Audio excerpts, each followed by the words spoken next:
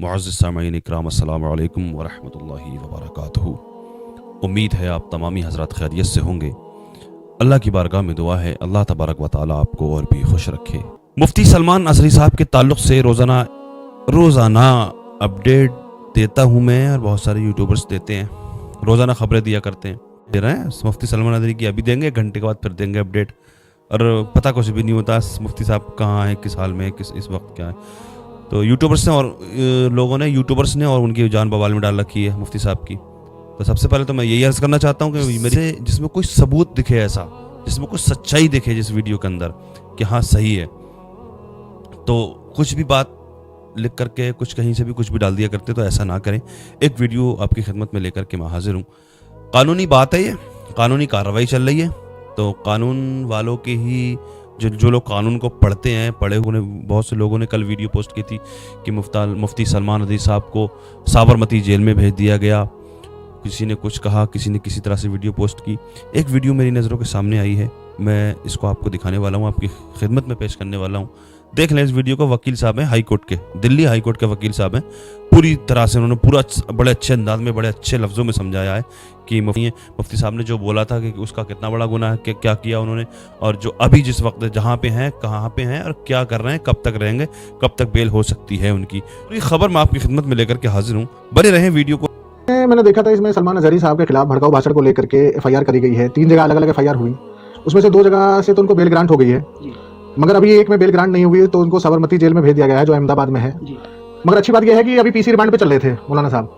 PC remand का grant नहीं हुआ है, बढ़ाया नहीं गया है, पुलिस कस्टडी से हटा करके इनको जेसी में भेज दिया गया, जो जुडिशियल कस्टडी बोलते हैं, न्यायिक हिरासत में। वहाँ क्या है कि जेल में है, वहाँ कोई टॉर्चर नहीं, कोई कुछ नहीं इनका होगा। पीसी रिमांड पुलिस वालों में मांगते हैं, जैसे कोई सबूत इकट्ठा करना है या कुछ करना है, उसको बोलते हैं पीसी रिमांड। अब जज साहब ने पीसी रिमांड आगे नहीं बढ़ा करके इनको क्या है जुडिशियल कस्टडी में भेज दिया है। अच्छा, इनके खिलाफ इस एफआईआर में 2 सेक्शन है, 153B और 5052। अब इसमें मैक्सिमम पनिशमेंट की बात करें तो इसमें मैक्सिमम पनिशमेंट 3 इयर्स का है। अच्छा, अभी एक जजमेंट आया था Arnesh Kumar versus state of Bihar का, उसमें था कि अप टू 7 इयर्स, यानी जिसमें 7 साल तक की सजा है, उसको थाने से ही बेल आउट कर दिया जाए। बताइए। अच्छा, तो अगर पुलिस चाहती तो उसका भी अरनेश कुमार का जो जजमेंट है, उसकी गाइडलाइंस है, उसको फॉलो करके इनको बेल आउट कर सकते थे जी।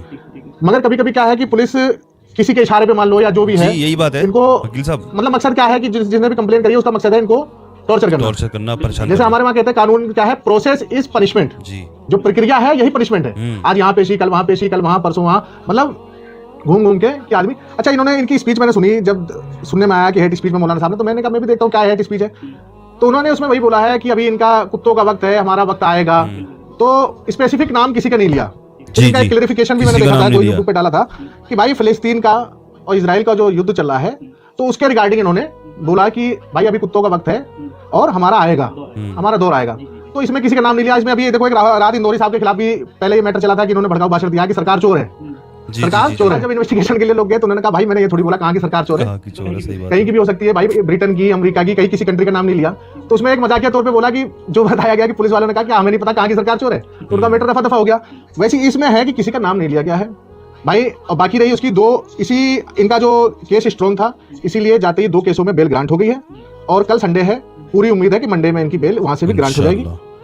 इसमें कितने % चांसेस हैं कि इनकी जो है मंडे को बेल हो जाएगी? 99% का 100% चांस है, क्योंकि कोई डायरेक्ट एलिगेशन नहीं है, कोई ऐसा ऑफेंस नहीं है, बस ये है कि बढ़ा चढ़ा करके पेश किया गया है।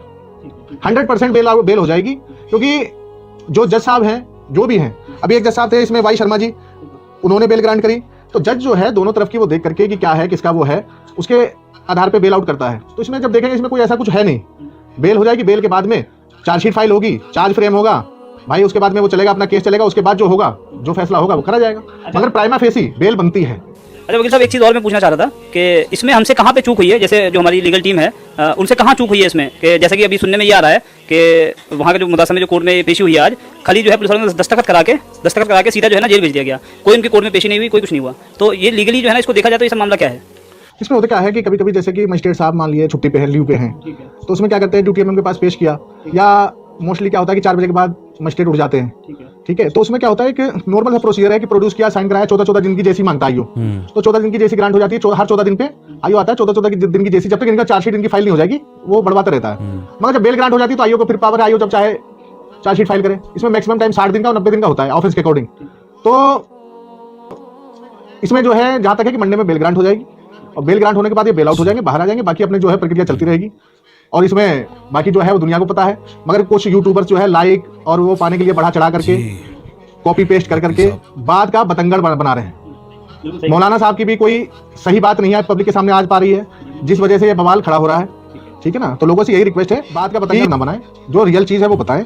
बाकी हम लोगों को पूरा विश्वास है इंडियन जुडिशियल सिस्टम पे, जजों पे।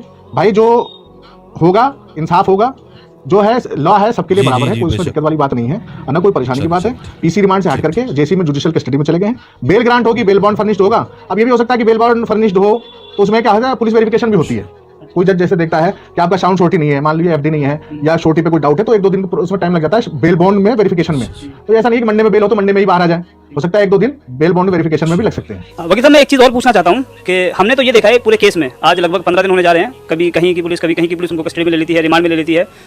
हमें जो समझ में आया वो ये कि उनको सिर्फ और सिर्फ परेशान किया जा रहा है और कुछ भी नहीं। क्या वकील साहब इसमें जो है ऐसा नहीं हो सकता कि ये जितने भी मामले हैं, मतलब मुदासा ले लो आप, चाहे अहमदाबाद ले लो, चाहे राजस्थान ले लो, कहीं का भी केस है, ये सारे के सारे केस एक कोर्ट में आ सके? बिल्कुल हो सकता है। तो इसमें जो अलग अलग स्टेट में है, तो इसके लिए अलग अलग स्टेट के लिए क्या सुप्रीम कोर्ट में लगेगी पिटीशन लगा करके, एक जगह के लिए वो करा जा सकता है कि एक ही जगह सुनवाई हो। चलो ठीक है, माशाल्लाह। जो है अलग अलग है, एक जगह क्लब। वकील साहब ने कहा कि हो सकता है बेल तो हो जाएगी मंडे को इंशाल्लाह। आप दुआ कर ही रहे हैं, हम लोग हम और आप दुआ कर रहे हैं, अल्लाह पाक से दुआ करें मुफ्ती सलमान रज़ी साहब की बेल हो जाए मंडे को। लेकिन वकील साहब ये कह रहे हैं कि 100% बेल तो हो जाएगी मंडे में, पीर के दिन, यानी आज संडे है, कल इंशाल्लाह हो जाएगी बेल। लेकिन इसमें ये नहीं कि हजरत बाहर आ जाएं, बिल्कुल रुकना भी पड़ सकता है 1-2 दिन। लिहाजा मेरी आप लोगों से गुजारिश है कि जिस तरह से मुफ्ती सलमान रज़ी साहब के लिए दुआएं कर रहे हैं, दुआ करते रहें। अल्लाह पाक दुआओं को कबूल करने वाला है, दुआ मोमिन का हथियार है और अल्लाह पाक, अल्लाह की ज़ात पर भरोसा होना चाहिए, अल्लाह की ज़ात पर भरोसा है। इंशाअल्लाह मुफ्ती सलमान रज़ी साहब पीर के दिन, मंडे के दिन इंशाअल्लाह रिहा हो जाएंगे। और कोई बात नहीं, मुश्किलात तो नबियों पर भी आई, हम भी 12 साल तक जिंदान में रहे, कैद में रहे थे और हमारे नबी पर भी बहुत परेशानियां आई हैं। सारे नबियों पर जुल्म किया गया, नबियों को कत्ल भी किया गया। मज़हब इस्लाम के दुश्मन हमेशा से रहे हैं, हमेशा रहेंगे। लिहाजा मेरी आप लोगों से गुजारिश है कि जिस तरह से दुआएं करते आए हैं मुफ्ती सलमान रज़ी साहब के लिए, इसी तरह से दुआ करते रहें। इंशाअल्लाह अल्लाह ने चाहा तो मंडे के दिन